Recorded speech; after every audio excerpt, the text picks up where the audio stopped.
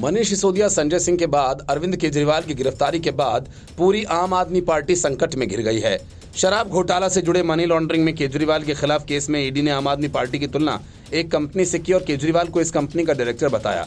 ED आम आदमी party के खिलाफ केस दर्ज करने की तैयारी में है, जिसके बाद पार्टी की संपत्ति जब्त की जा सकती है, दफ्तर सील किया जा सकता है और ये बात सच साबित होने पर पार्टी की मान्यता भी जा सकती है।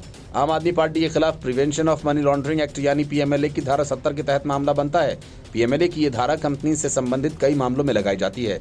ये धारा उस समय लगाई जाती है जहां ये साबित हो जाता है कि उल्लंघन किसी कंपनी निदेशक, प्रबंधक, सचिव या किसी अन्य अधिकारी की सहमति या मिलीभगत से हुआ या उसकी ओर से किसी भी उपेक्षा के कारण। ईडी ने कहा कि ऐसे में निदेशक या अन्य अधिकारी को भी उल्लंघन का दोषी माना जाएगा। इसमें अधिनियम के तहत उनके खिलाफ कार्रवाई की जाएगी और दंडित किया जाएगा।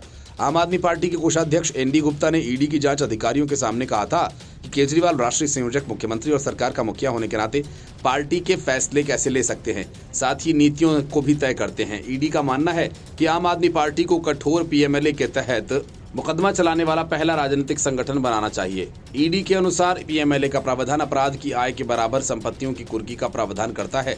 साथ ही इसमें चुनाव आयोग की ओर से भी कार्रवाई हो सकती है। एजेंसी ने स्पष्ट किया कि कंपनी का अर्थ किसी भी कॉर्पोरेट निकाय से है और इसमें एक फर्म या व्यक्तियों का अन्य संघ शामिल है। किसी फर्म के संबंध में निदेशक का अर्थ फर्म में भागीदार है। आम आदमी पार्टी एक राजनीतिक दल है जिसमें जनप्रतिनिधित्व अधिनियम की धारा 29 के तहत पंजीकृत व्यक्तियों का संघ शामिल है। अधिनियम के तहत केवल भारत के व्यक्तिगत नागरिकों का कोई संघ या निकाय ही राजनीतिक दल के रूप में पंजीकरण के लिए आवेदन कर सकता है। इसी प्रकार आम आदमी पार्टी ऐसे व्यक्तियों का संगठन है।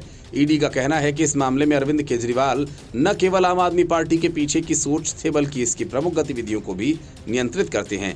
केजरीवाल इसके संस्थापक सदस्यों में से थे और साथ ही नीति के निर्णय लेने में भी शामिल रहे। जैसे कि गवाहों के बयानों से पता चलता है कि ईडी का दावा है कि वो रिश्वत की मांग में भी शामिल हैं, जिसने अन्य बातों के साथ साथ अपराध को और बढ़ावा दिया है। जांच एजेंसी ने आगे स्पष्ट किया कि पीएमएलए के तहत अपराध के समय केजरीवाल उक्त कंपनी यानी आप बिजनेस के संचालन के लिए प्रभारी थे, जिम्मेदार थे। इसके अलावा बल्कि केजरीवाल को भी अपराध का दोषी माना जाएगा और ऐसे में पीएमएलए की धारा 70 के तहत मुकदमा चलाया जा सकता है और सजा मिल सकती है। ईडी के अनुसार केजरीवाल को पीएमएलए के उल्लंघन के बारे में पता था और उन्होंने इस तरह के उल्लंघन को रोकने के लिए कोई प्रयास नहीं किया। Bureau report, news of India.